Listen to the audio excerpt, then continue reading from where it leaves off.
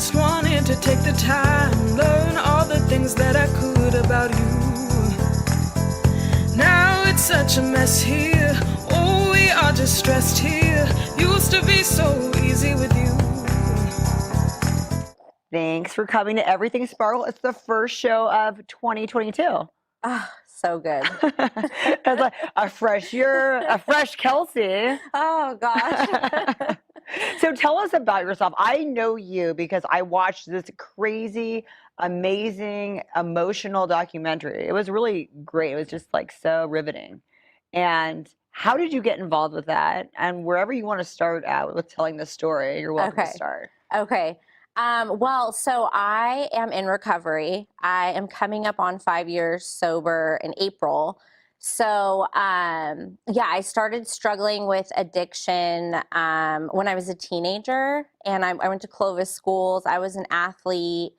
You were in cheerleading, right? Yeah, cheerleading and gymnastics. And yeah, so I started struggling with addiction. I entered into recovery when I was a teenager by choice, asked for help, and, just my addiction spiraled out of control, continued to spiral. Even after entering into recovery, I went to juvenile hall for 6 months. So I went from like an athlete to an addict, within months. And then from an addict to a juvenile criminal, essentially. And so, yeah, in 2017, when I was 27, I had my addiction led me to suicide. And it was in the hospital at Community Regional Medical Centers downtown. I was in the hospital, and while I was there, the trauma team, the psych team, and the speech and language pathology team all came together because I had a brain bleed as a result of my suicide attempt. And that team came together for my brain bleed. And while they were working on me and trying to figure out what was really driving my mental health issues and my addiction, they looked over my records, and they did a really thorough history. And they explained to me that neuroscience had advanced, and they realized concussions have a huge impact on mental health and addiction. And so they uncovered, while I was in the hospital, through a series of tests and evaluations, I had multiple concussions when I was in high school.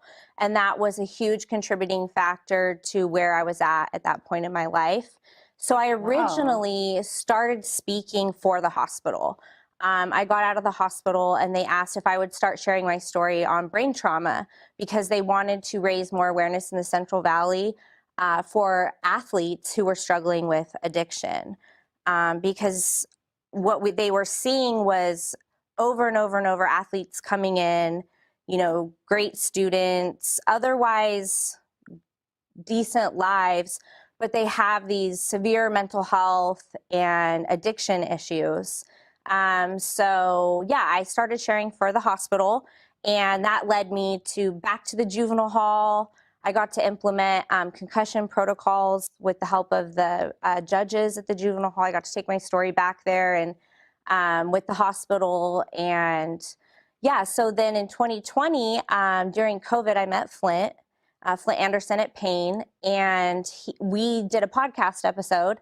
And from that podcast episode, I was on his first season. He took stories from his podcast and turned it into a film. And those stories are all local, and it's the first ever, documentary on addiction in Fresno. So yeah, Flint and I have become like family.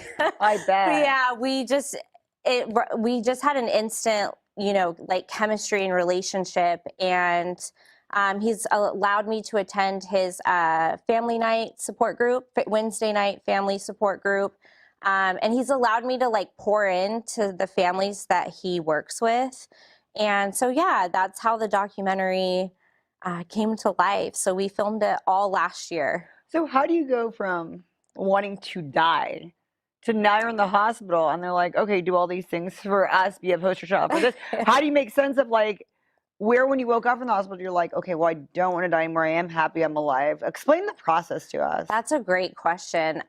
So I'll start with when I was asked. So when I was originally asked, Brenna Hughes, the lead acute care speech and language pathologist, she is the Fresno's biggest advocate for brain injuries. Speech pathologists have a huge role in brain injury healing.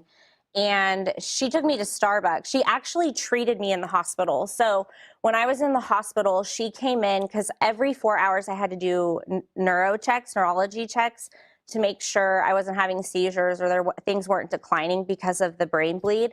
And she came in and she did a like a history on me, and she asked me, do you have you ever hit your head? And I was like, I mean, yeah, I think so, And she was like, do you know what a concussion is? And I was like, yeah, it's when you fall and pass out. And she was like, no, actually, they've changed the definition of a concussion. And I mean, I had just attempted suicide. I'm on like day 3. I'm on a 5150 psych hold. I can't walk. I had a broken leg. So when she came in and started talking to me. Why did you have a broken leg? From the suicide attempt. So I had several broken bones. Did you try to jump off a building? Yeah. Yeah. And I was also, in a relapse. So there was a lot of factors playing into the suicide and trauma, lots of trauma.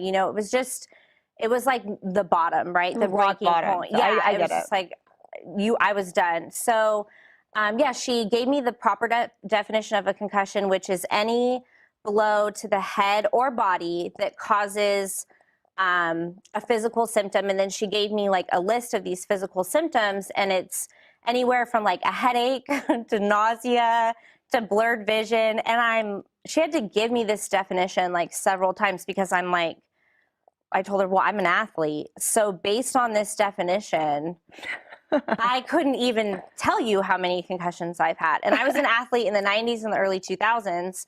So we didn't have this definition. There was no concussion protocol. I've never sat out of a chair, anything for a concussion. So I was like, if this definition is real, I was like, I've had so many, too many to count. And so that was when the realization hit that I had really bad brain damage all throughout my life. What was that like for you to figure out? We were all crying, and it was crazy because I had a sitter because I was on a 5150 psych hold. So there was a tech he was like a tech. He was watching me, and then my husband, and the tech who was in the room, his dad was a boxer, and he started crying because he was like, that's why my dad got addicted. He said out loud, my dad got addicted to drugs and abandoned me. And I think it's because he was a boxer, not because he was a bad person. How eye-opening that is so crazy. We were just crying because oh my gosh. When you get to the point to that point with your mental health where the depression is just through the roof, the anxiety, when I came to the hospital, the trauma team said, because I was in the trauma bay, they said once they medicate you, they start asking you questions, right? Because they want to get things out. Mm-hmm. And they said all I kept saying, I was just crying. And all I would say was, I don't know how my life got like this. Like, I don't know how this happened. Like, I'm just so sad. Like, just help me. Like, I just kept saying that over and over, no matter what they asked me. And no, I don't remember, a lot of that. They had to tell me. So when Brenna came to my room and gave this definition, she brought the psych team in and the trauma team. And, there was like this argument of like, well, no, shit, there's other things going on. And because I had been in recovery since I was 16 and I was already 27, my chart is full of a decade-long mental health journey, medications. A lot of times when people come in the hospital, they've never even seen like a psychologist or a psychiatrist, or they've never even addressed their issues. But I had been fighting for my life for so many years. So they were like, okay, we're going to look at her from a concussed brain injury, and I also had the brain bleed. We're going to look at her through that lens, and we're going to treat her differently than we've treated other patients. And we're going to put these brain injuries at the forefront, and we're going to have a brain injury care plan alongside a psych care plan and alongside an addiction care plan. So sounds like a lot of work. Yeah, it is. So when they asked me to share my story, I was at Starbucks with Brenna, and I was like, no, I will never share this story. I have kids. I was like, they won't have friends. People won't want my kid to play with my kids because my history is so intense. I was ashamed. I had so much shame. How am I supposed to tell people out loud that I tried to kill myself? I jumped from a building, you know, and I was like, I don't think I can do this. And I remember being in the hospital, you know, in that moment I was sitting with Brenna. I could hardly walk. I couldn't walk. I was in a wheelchair. And I remember looking at her and thinking, you know what, like, God saved my life. Like, he spared my life. Maybe I should just take a chance and say yes to everything he brings to the table from here on out. Release control, like release fear, and just take a chance. And I remember I had a notebook and I wrote down, like, just go for it. And I did it. I said yes, and I filmed for Community's TV show, MedWatch Today, and it got the most views, like, on YouTube that any of their episodes had ever received, and it, like, just took off like wildfire locally. I just think it was a story that people related to, you know, and, you know, being the first one in the Valley one of the first people to speak out on concussions, I think, you know, I think there were just a lot of people that were like, hey, me too. Like, you know, maybe this is me too. And yeah, it's been a wild ride. Were you relieved to find out that there, you know, because you're this whole time like, what's wrong with me? What's wrong with me? What I feel like that. Were you relieved that there was like, kind of an answer as to what's wrong, what is wrong with you? Yeah, I describe it like I had a math equation, you know, for over a decade. I had all the numbers to the math equation, but I didn't know what to do with the numbers. And once I learned about brain injuries, I knew whether, like, so the numbers to me were the tools that I learned all throughout my life. Now that I had this brain injury, you know, this lens and this understanding, I was able to take all those numbers and I knew whether to divide them, whether to add them, and I started getting answers to the equation. I had this puzzle I didn't know how to put so long. You know, it's like one day I was on a cheerleading mat and, you know, celebrating national titles and doing gymnastics, doing like the best, you know, to be a gymnast, you're at your best physical, right? Mentally, you're like, it changes you to start doing flips. Like mentally you have so much grit, and to just crumble and melt away. I mean, and it was quick for me. It was within 4 months of using cocaine, I completely fell apart. Like I knew I was addicted right when I did it. And, you know, leading up to it, the mental health that I was struggling with, you know, it's just like, how do you go from being so focused to a straight A student and like just watching this decline? You know, life became so hard, you know, focusing in class, remembering things, you know, it's like I'm out cheerleading, I'm hitting my head, I'm doing all these things. And then I'm going to class the next day and I slept all night and I can't wake up. Wow. I'm so tired and I'm falling asleep in class. And then you're going to the doctor, you know, and then the doctor's like, oh, you need this, you need that, or this is what's going on. And nothing was right. Yeah, but so think about it. You're going and you're continuing to hit your head. Then you're going to the doctor and getting a solution. Then you're taking that solution and going and getting hit in your head again. And so it just creates this like black hole. And symptoms get worse, medications change, and you're just doing this crazy dance. You know, now these students, they have concussion protocols and they have to sit out for 2 weeks if they get a concussion. If they get one concussion, they have to sit out for 2 weeks. you know, we we did not even know that that was an issue when we were playing our sports. So when you stopped and everything and you're no longer a cheerleader and no longer getting like constant concussions, Right. where does all the depression, I mean, I'm sure they tell you all these long-term effects and how things hit back later. Right. Where were you in that and figuring out, hey, I'm off of all this, I'm working on myself, I'm still not happy and things aren't right? Where, at what point did you start to come to terms with how that was happening? I think, you know, so I never really, I feel like pulled out of the depression and anxiety. I think the reality of mental health is still the same regardless of concussions. Like if you have depression and anxiety, it's just something that's a part of you. I think the concussions, were triggered it, you know, what, and made it Right. worse, right? It made it For worse. sure. So for me, you know, when I was 19, I got pregnant, and that pulled me out of a lot of that selfishness and self-centeredness, right? Because I had this baby. But when I look back through my 20s, you know, I didn't know what joy was. Like I was just holding on for dear life, like trying to find purpose. And, you know, like I became a phlebotomist, and I remember I started working at Children's, and that became my purpose for a while, right? Like I have this really good job, I have these kids I'm around, or my son became my purpose. And I think, you know, once the concussions happened, and once the depression and anxiety hit, and then the addiction took hold, I think I just lived in like this constant reality of shame and fear and guilt and depression and anxiety.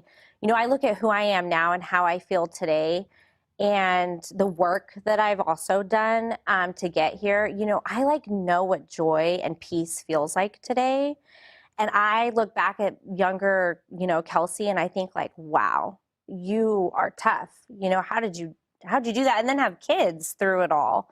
You know, it's unreal to think that I was in that much pain. How did you find joy after all that? And how did you know that you were feeling it? God. Like once I found God, and once I found my faith, and I realized like, so the night of my suicide attempt, I had this experience in where I was really tormented right before the suicide, before I attempted. And I was actually running through a field, and I had relapsed, and I was in this field. There was churches that surround it, and there were crosses all around this field. And I was getting on my knees and praying, and I was like, God, like, help me. Like, I don't know what to do. And you'd never done that before? No.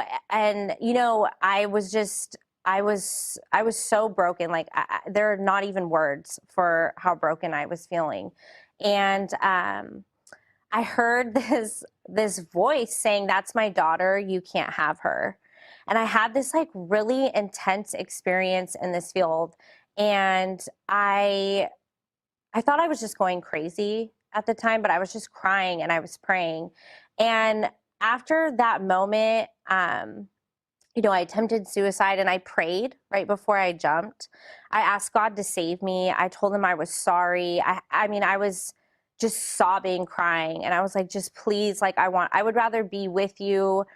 My mindset was like, even if I die and go to hell, it would be better than feeling like this, or die or go wherever. And so I prayed, and I begged God to take the pain. And so when I survived and came to in the hospital, and then like how all these things played out with the concussions and the realizations, I mean, God just like showed up. He kept showing up. And I couldn't deny that there was something bigger than me anymore. Whatever doubt I had, you know, because I wasn't raised in a family of faith, so I had no understanding of God and what his truth was, and what he says about me personally, and how he loves me. So I really feel like my peace and my joy comes from knowing that there is more, that I have a purpose that's bigger than me. And my purpose is, you know, really just to lead people closer to God so that they can have that peace and joy too. So that's, I feel like, where it comes from. That's awesome. And you're doing great today. So how many kids do you have? 4. 4. Yeah, Wow. now. Yeah.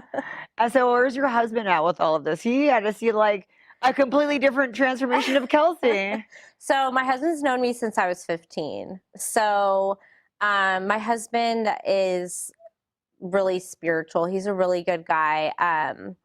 He's stuck around. I am so thankful. He is the opposite of me.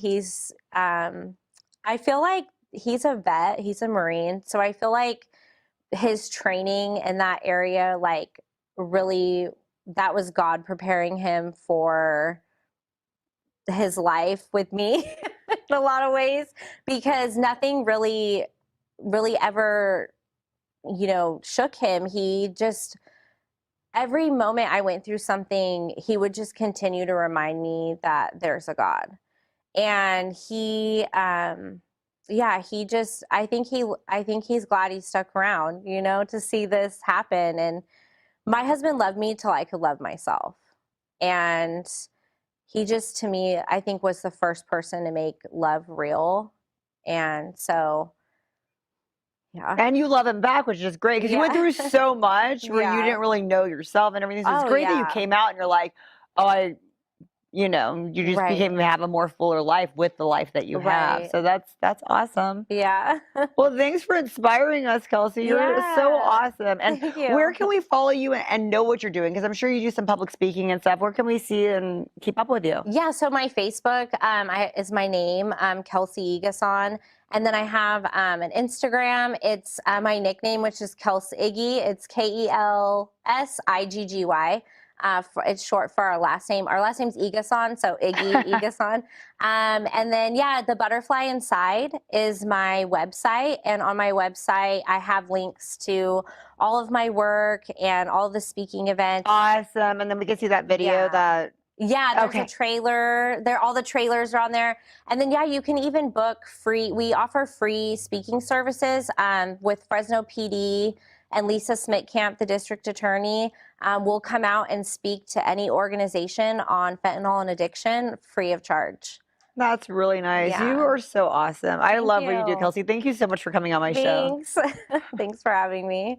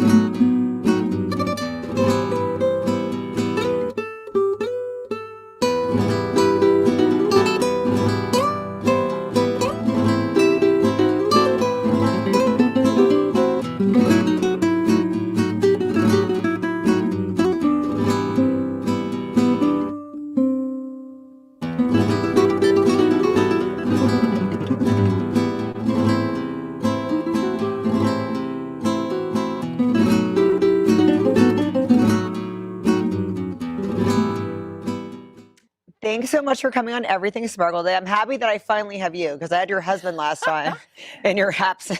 Thanks for having me. Yeah, I've been busy. I know. So, okay, explain to us what you're doing. Starting from where?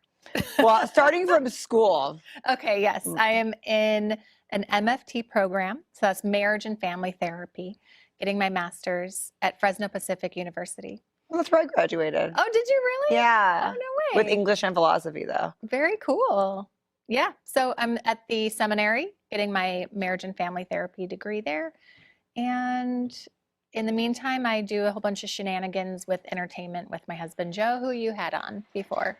Well, that's a lot. Then do you have to put on your smart cap and then you have to put on your entertaining cap? And that's... Well, it's kind of fun. It's a balance, right? It's it like really is. Left brain, right brain. Oh, so yeah. It's like working hard and thinking and then being like creative and having that outlet. That's true. So how long have you been doing that? What did you before when you started going in for this, for the marriage and family? I was a stay-at-home mom. Really? Yeah, for like 20 years now. So I actually let's see, we got married. Joe and I got married when I was only 20. And I was still in school for my bachelor's. Okay. And I graduated 5 months pregnant. So I knew I wanted to be a mom at that point. So you weren't in school that whole time? I graduated with my bachelor's, and yeah, that I did it. That's a lot. That's a big Yes. gap to get back in And it and then- start using yep. your brain like that. And that's wow. That's Yeah. inspiring. That means anybody can do it. It can be done. Honestly, I was inspired by other people who had done it before me. So I saw people going back to school in their 40s, and I thought, I can do this, especially once my kids got to that age of, oh, they're thinking of college. What am I going to do? You know, so Are you guys going to school together? no. I mean, yes and no. We are all going to school, but all in separate schools. So we have 3 in college right now, Wow. including myself. That's amazing. So you Yeah. guys are pretty much all going to school Yeah, together. we're all That's going- really cool. Except for Joe. Joe's just holding down the fort of. That's the one that needs to go to college. He did graduate his bachelor's, so that's good. But that really is impressive because I mean the thought of me going to college tomorrow is like, oh my gosh, you know, because it's been so long ago. I can't even Yes. imagine. You must have to get Yeah. how was it just getting back into it? It was unusual. It was weird. But Are you the old person in school? you know what's funny? I think because it's a graduate school, it's like half and half. Oh, that's So you're it's not you don't like- feel that out of place. Yeah. So like half the students came fresh out of bachelor's in their 20s. You know, they're 22. And then there's the other half. And then there's the others like me that are like, hey, my kids are leaving for school. What am I going to do? So that's gotta be fun though to have. Yeah. It's good to have that balance because you want to have like your peers, but then you want to kind of talk to the Yeah. people that just got out and say, hey, what's up? And yes. Yeah. I love being in school knowing what I want to do. Because back when I was 18, I didn't know anything. that's true. So I thought, I'm just going to get my bachelor's in psychology and I don't know what else, you know? And then, I got a completely useless degree, so I totally feel you. well, what'd you get then? No, that whole English philosophy, that's just, you Oh, know, right. it's fun, but it's Philosophy. like, you know, it's like, Yeah. what are you going to do with that? Yeah, So yeah, at yeah. least you're using yours. Yes. Yeah. And then, you know, I wasn't just a stay-at-home mom, although that's enough. But I also I followed Joe around with every church that he started or he was pastoring. I became the children's pastor or the women's ministry leader. So for 15 years straight, though, I was a children's pastor. And we also did counseling together of families and Oh, okay. couples So counseling. you've a used lot. that muscle this whole time. Yeah. And at one point, we were sitting across from a couple at our kitchen table, was often where we would do our marital counseling.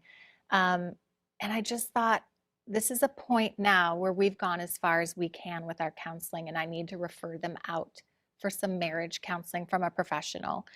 And I thought, I wish I could do that because that was something I wanted to do way, way before I had kids. And then it just kind of hit me as I was just contemplating where am I going to go from here and things that I can do that.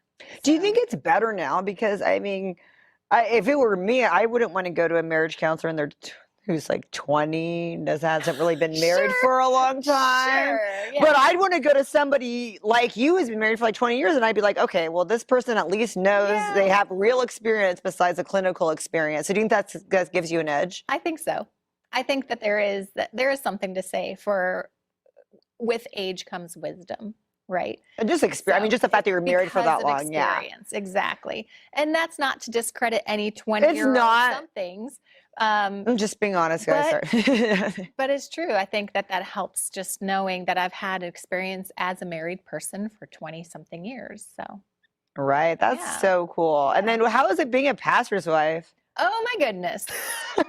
So I could write a book or two about that. I'm sure. Yeah, it's a very interesting, I want to say vocation only because it's kind of like a job. It but- really is. But I don't get paid. No It's pastor. like being a first lady kind of, but Yes, absolutely. Because actually, for every church that Joe interviewed for, they interviewed me too. They want to know wow. what's going on with the wife. That's hardcore. Oh Yeah, my. Yeah. So, and they always ask, what am I going to do with the church? How am I going to contribute? So that's just the culture of the church. They want to know what the spouse is going to be doing as well. So Well, I'm glad you passed the test everywhere you went. We love you, but your wife didn't do so good on that. Yeah. That'd be funny. Wow. And then as I got older, with like my kids getting older and Joe just doing a bunch of entertainment projects, like I know he's mentioned before, where he hosted for the History Channel, and he, oh gosh, I'm blanking now on all of his projects. Oh, writing a book or 5. I just wanted to do something with him too, because he kept leaving. That was the only way to see him is if you get a job. Okay, we'll bring him out. Joe, you want to roll? Oh, I almost thought you were in a rolly chair. You could pull your chair on up because we've been talking about you so much that we feel like you should be a part of. That's your better side. That's your better angle. This so is kind of what it's like in our house. The spotlight is often on him. and he's always this jokey all the time. No, Is he very serious? he can be. No, super serious. No, he's mostly jokey. I don't even know what serious is most of the time. Life Is he on camera right now? I'm sure. Do you want to sit on my lap? Nope. No, Okay. I got that. Do you want a sippy cup? Yeah, that'd be great. As long as it's filled with your Diet Dr. Pepper that you're hiding from your audience. Well, Oh. because they do not sponsor us until they give me that, my lifetime supply of free Diet Dr. Pepper. Yeah. Yeah, it's funny is you're talking about all my different projects. Like so the producer here, Drew, is like, "Oh, I'm kind of sorry I followed you on Facebook. You saturate the internet." And so it's funny is like I call Joe the selfie king, Yeah. but now it's actually a TikTok selfie. But this is the better, this is the one that needs to be in the forefront. Come She's the on. creator, she created all the shows. She's a producer in the movie. She's actually in the upcoming movie as well. Are you going to do some stunts? I could see you killing it at stunts, actually. Oh, I'd like to try that. No, she wouldn't. See, this is TV. See, TV makes people lie. I don't want to try that stuff. I would. There's It gonna depends be on what it is. There's Are you on? no. You think I'm a pro, and I forget to turn the microphone on. That's fine. Have we not heard you this whole time? Nah, you probably did. I'm loud enough. I probably right in her microphone. You're picking it up off of me, I'm sure. She would be okay with like a guy who's like 6'4", 250 pounds, looks nothing like her, being like, I don't care, just let him do the stunts. I don't want to do the stunts. You don't want to do stunts. Well, it depends on the stunt. Ones where you could get hurt. No, I don't want to do those. Yeah, that's why it's a stunt. that is kind of the basis of stunts. You could become hurt. We'll Yeah. see. So anyway, so she's the talent, created all the shows, that's producing. false. She's also the voice He's of the books. obviously the talent, and this is why I created something so that I could pull him in and hang out with me, do something with me. And it all started with our comedy podcast. Who's funnier? Politically corrected? Oh, 100% him. But I'm the Roles. straight guy. Roles. Like Yeah, I think you're the I real, have to- funny one. In the, I have to set him she's up. lobbing him. Yeah. She's lobbing him to me all the time. Because it's not as funny if you just hear him go, all the Right. time. But if I bring him a story, I set him up with a topic, and I ask him a question about it, then he just goes off and he says funny things. So What's hilarious in our upcoming movie, The Demon Stalker Chronicles? no she shameless actually- plugs at all here. No, it's fine. Besides, I mean, the name is not from my book, The Last Qumrani, and that's something totally separate, or our KMJ show on Saturdays at 11 a.m. Nothing to do Anything with those. those Those are completely separate. All that's separate. And so she, in the movie, is the comedy, and I'm the straight person. this is weird for us. Yeah. Because for everything, Oh, that's gonna be fun. for everything we do, I'm the producer, I'm the creator, and I feed him stuff, and then he's the talent. So he did the Demon Stalker Chronicles without me. We filmed the real Because I exorcism at a wasn't really cemetery. interested in going on an exorcism hunt. I Yeah, just like wasn't a into demon it. hunt. How was it? So we filmed it. Yeah, we filmed it. It He looks filmed it. gorgeous, but it's kind of a sloppy mess. It's kind of, we put lipstick on a pig, and we put it all together, and it's not enough. Well, he shows me the video. Oh, she craps all over it. That's not how it came out at first. Crap usually comes out one way, but go Oh ahead. my gosh. No, I'm saying he showed me like a rough cut, and I was trying to figure out how I can What would you say is going on here in this movie? Because I can't figure it compliment out. him and build him up, but at the same time be truthful. And And I so- already knew it was. That's what I have to do with my guests all the time. Mostly just when I'm on. Mostly just when I'm on. What can I say? Good. What's positive about you? Do not make me do another Marvel Jump Land, because I will. I'll that do another made me one. laugh. When I watched that back, I was like, oh my Yeah, God. this is my husband. Well, how did the exorcism go? Were you scared? Okay, so no, I didn't go on The Exorcist. Okay. But he showed me the footage. Okay. And showed me Gorgeous. some of the finished product. And I had a lot of, EDC Films, Evan Christensen, local guy, shot it. It's gorgeous. it looks good, but the content, you just didn't have enough. There really wasn't. You needed about 20 hours. We had 1 hour to make a 1 hour movie. And to me, That's not good. I started watching some of it and he goes, okay, just stop. I want you to watch all of it for the first time on camera, because I have a feeling you'll have a lot to say. And I'm like, okay. So we did. And then it's basically me commenting on, It's a Mystery Science Theater 3000 concept. if you've ever heard of that. It's Which kind of we like Beavis love. and I think Butthead. love that's it. pretty cool. So she just basically riff while watching the film, and she is the And I one just have attacking the legitimate film. Questions. Yeah. That is so Legitimately awesome. Hurtful questions. Let's be I honest. mean, he could take it. So anyway, so I'm playing the straight guy talking about the exorcism. So when do we get She's to see making all the this? jokes. Couple more days of editing, and then it should be streaming soon.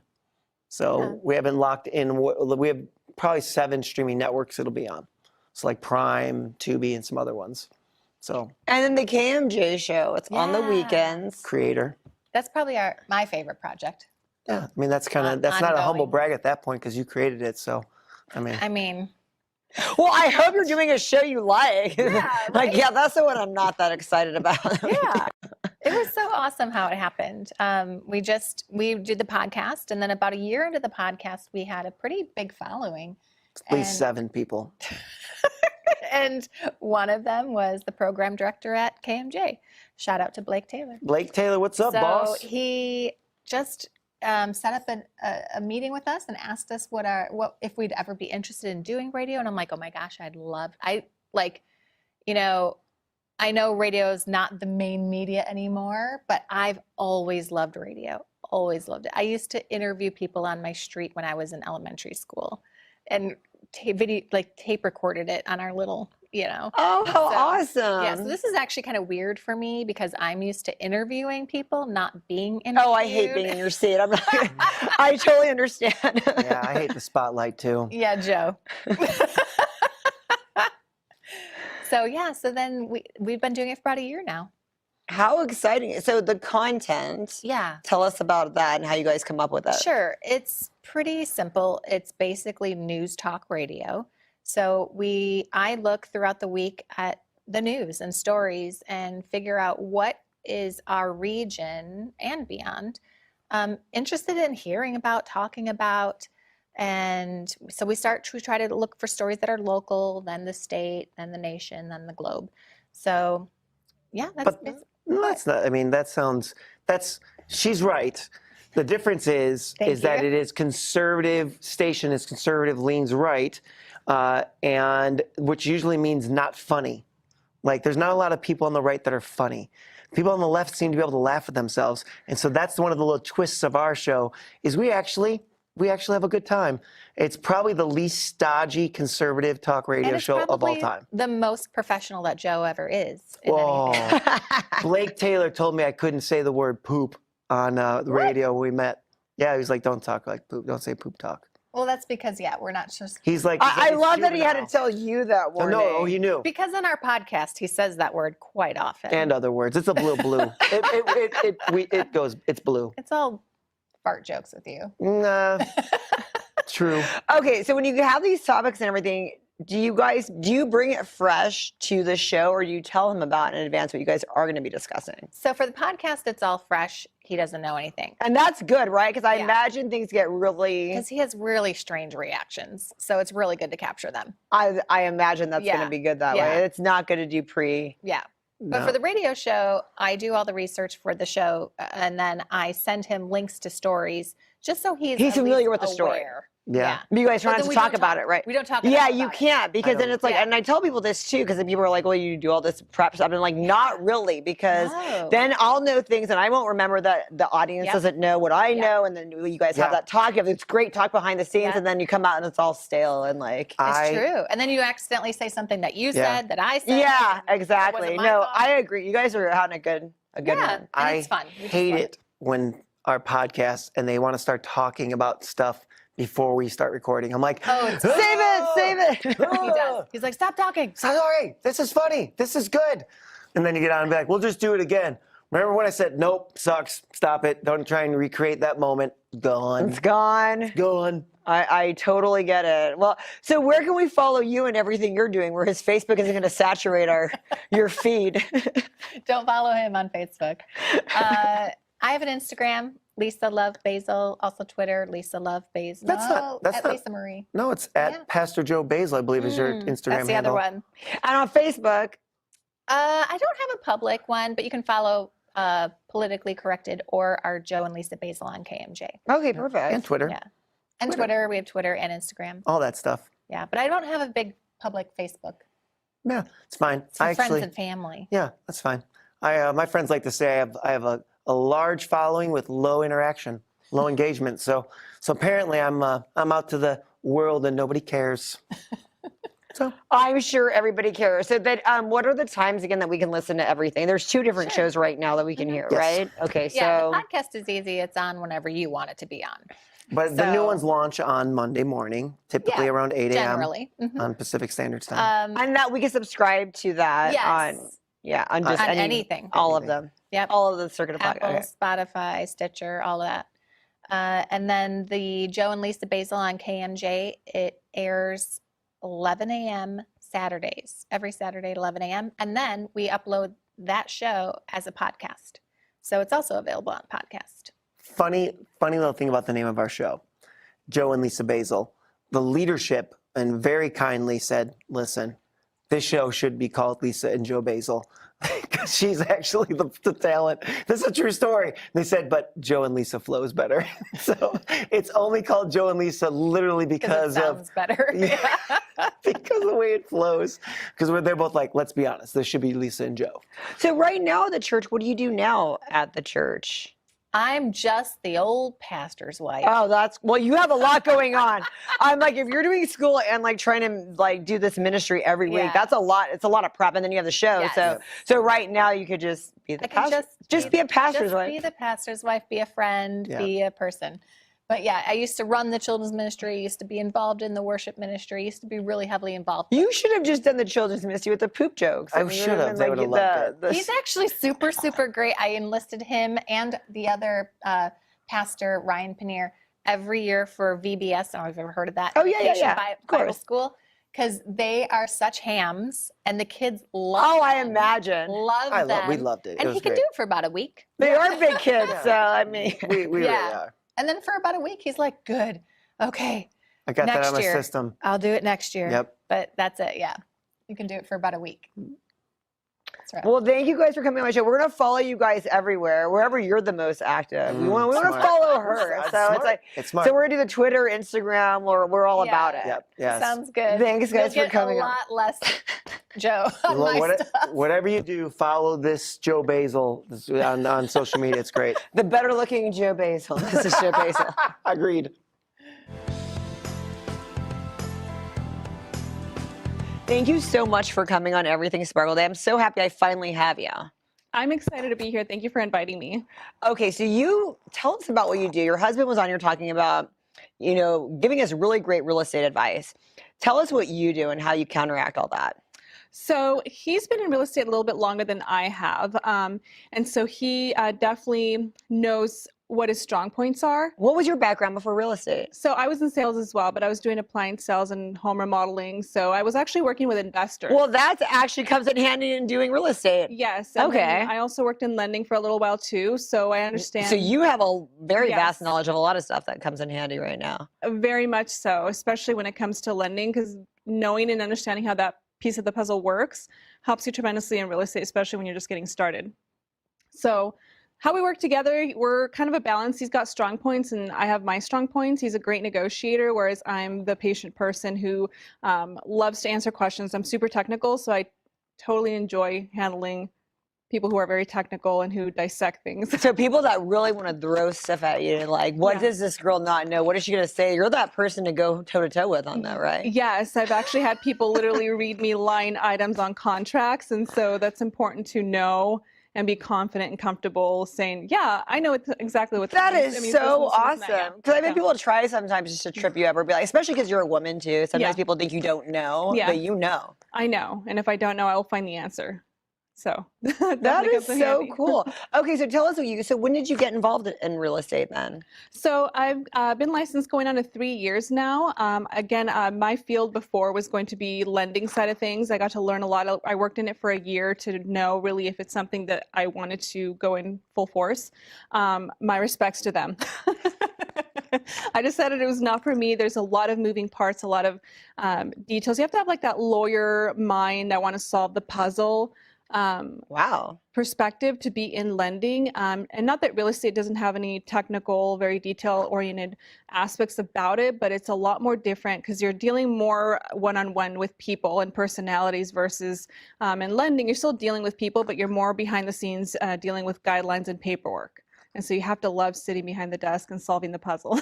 Oh, and you're like, you want to be a little bit more out there. You'll do Yeah. a little bit of that, but then you want a Yes. little bit. I get Yeah, it. I want to be more interactive, more like, I'm here for you. I'm rooting for you. How can I help you? How can we help you get from point A to point B? Who can I direct you to that can get you there while I help you find the home? So explain that rush of like selling your first house and knowing it was like what you did.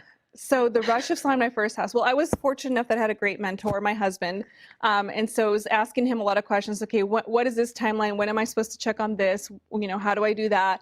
But luckily, like I said, I had a great mentor in him. But definitely there's a sense of urgency involved in everything. And so you have to be on top of timelines and when everything is happening and who, what, where, I when. So when you realized you made someone's dream come true of like getting a home, was that just like a very cool feeling? Because that'd be a little bit different than lending. You don't get to really see that type of reward. Yes, exactly. So when you're dealing with particularly like a first-time home buyer, it is very exciting because oftentimes you're dealing with someone who didn't think they could. A lot of times you're dealing with generations of a family that never owned or purchased homes. And we see this all the time where, we have a first-time home buyer close on their home and they're literally in tears and they're saying, wow, I'm the first person in my family to buy a home. My parents weren't homeowners. That my is grandparents so cool. And weren't that's homeowners. very Yeah. true. Yeah. And so you're dealing with a lot of first-timers, even in their own family for generations. And that is the most rewarding because a lot of people think that it is so much more difficult and you have to make even more than what you would imagine to be able to even buy a home. But the reality is that things have definitely changed in the last 20, 30, 40, 50 years to where buying a home is very much accessible to just about anybody who's working a full-time job. Whereas before, you had to have a lot of money down and a lot of income to back it up in the bank. And now the programs have changed greatly. Again, I'm not getting into the lending side of things because that's not my lane, but you definitely, there's a lot of programs out there that make it so much easier for a lot of people to be a homeowner. But it helps that you know that. So when people come to you, Shirley, and you're like, no, I've seen the bottom of the barrel get a house, so you can't do. I mean, well, almost the bottom of the barrel. There's still some requirements, but yes. So the good thing about being on our team and having the experience of the people that we do work with is that we know, hey, let me direct you to the right person because I'm sure that I've heard of the situation and know who can help get you there as far as your approval goes, and then we find the home for you. And it's got to be very emotional for them a lot of times, and you have to kind of work with their emotions. And yes, it's a roller coaster of emotions. Yes, and we joke about this a lot. I have friends in lending and the people I work with.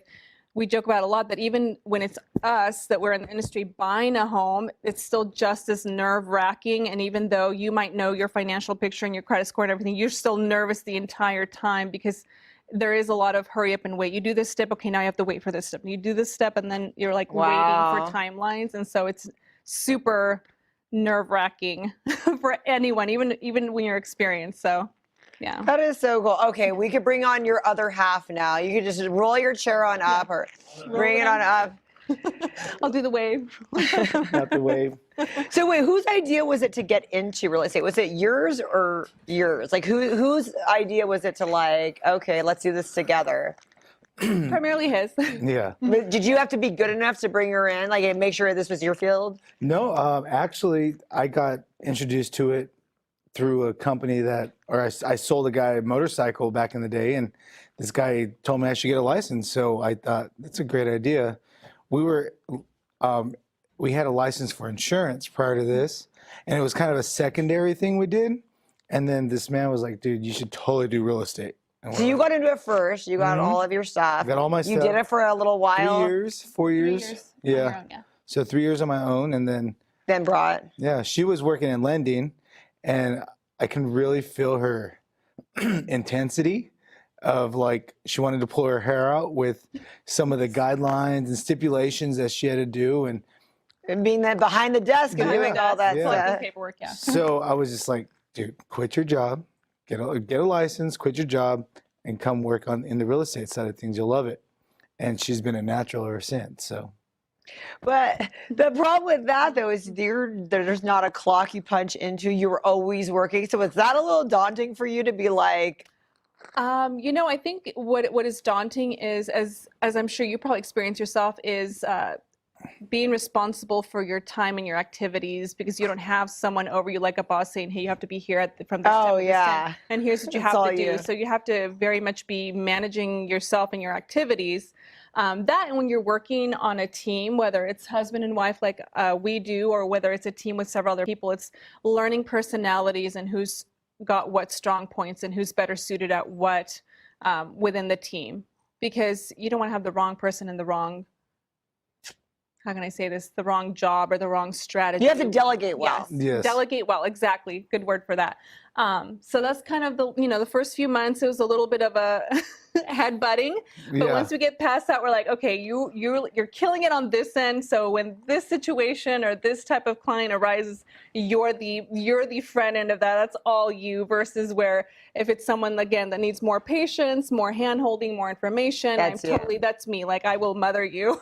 Okay, so on the real with the whole butting head thing, did you ever blame the other one for why a house Oh. did not get sold? Was there something down to the wire, and then it was like, oh, if you had done this and you did the hardcore sell, and was there that or no? Not so much in the selling of a home, but more details like, did you remember this detail? Did you get this scheduled? Now you waited to the last minute to do this, and now you feel that I think when anyone who is in this industry, who is making a living off of it and cares about what they're doing, I think you're constantly beating yourself up every deal, every transaction, you're learning something. And so no matter what, you're always doing like a self-reflection. What did I do wrong? What did I do right? What could have I done better to make That's this even good. smoother? Like, I think it's like our nature, like we're always like beating ourselves up. Why did I do this? Or I should have done this, or I shouldn't, Yeah. So did we, can we say what you guys did in December, how you sold those houses? Oh yeah, absolutely. Okay, I don't know if it's a secret. No, it's no secret. So we did 9 closings in December, 9 homes that we helped families buy and Is that sell. normal? Like, It's a really good month. I'm not going to say it's the absolute best month. to out me, it there, sounds really but like a really great. For us Yeah. too, it's really great. There's teams out there She's of being like modest. So the 5 reality people, is 10 That's a yeah. big deal. Yeah, From everything I've heard, it is but a I big know it's deal. It is small. a big deal to have 9 closing actual 9 transactions closed, not just opening 9 escrows. Yeah. It's a big deal. How did because- that happen? Did it all come at once, so that different things you were working on, it all kind of closed at the same time? Yeah, in a way, it was like we always do a planning right in like September, the middle of September to the beginning of October, and we plan out a 90-day strategy. Yeah. So we set like a goal. What do we want to close in the next 90 days? Like, Okay. Like transaction-wise, like what do we want to close? How many escrows do we want to have? So how many families do we want to help? Essentially, is what we strategize.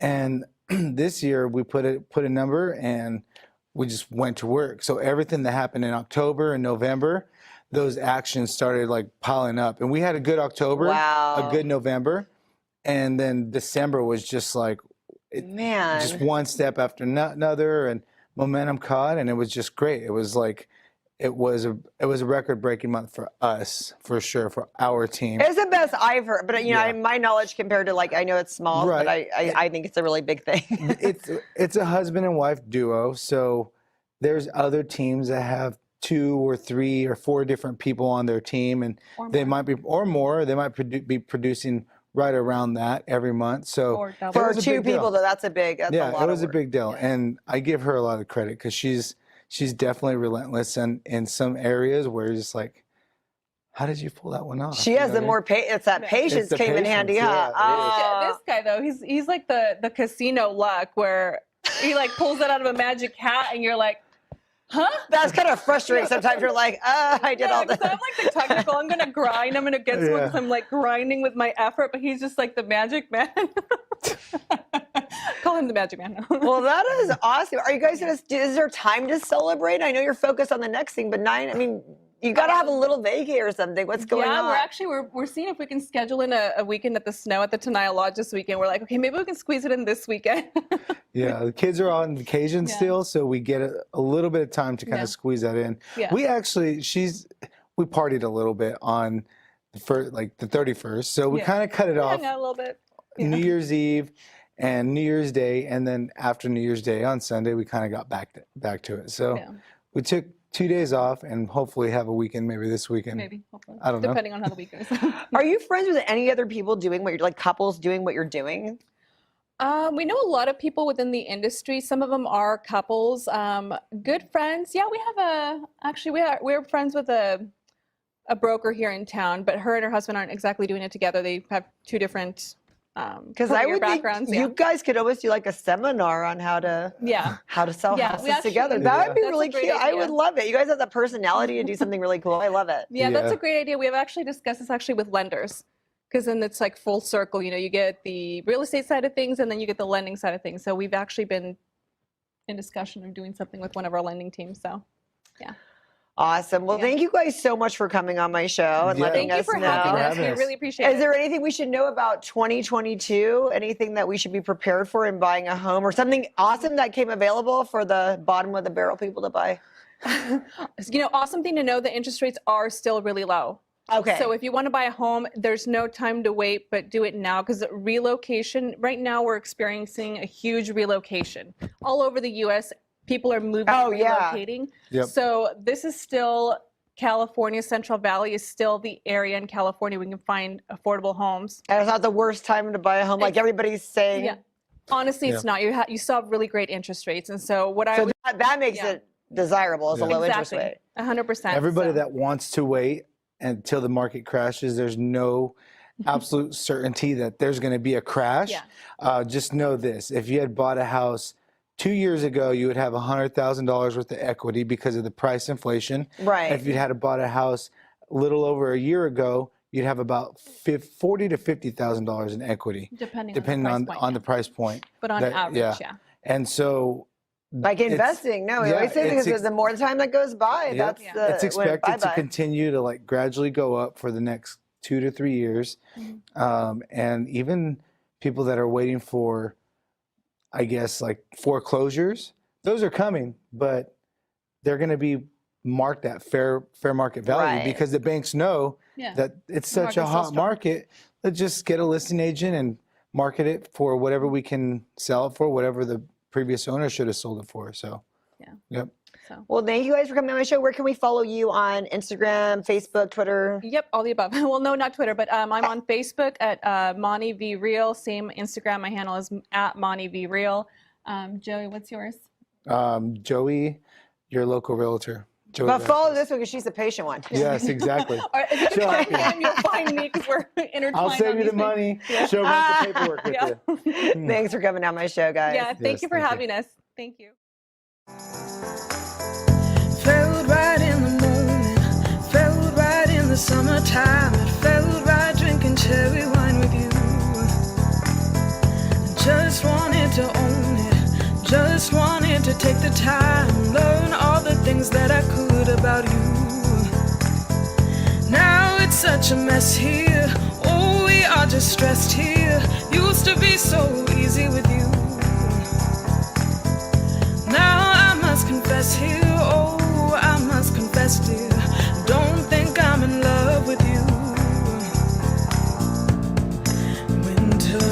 coming and I don't know what to do. And there's no more use in running, no more running to you. And I don't want your loving, I don't wanna be just friends, knowing all this time we were playing pretend, playing pretend, playing pretend. It's a mystery.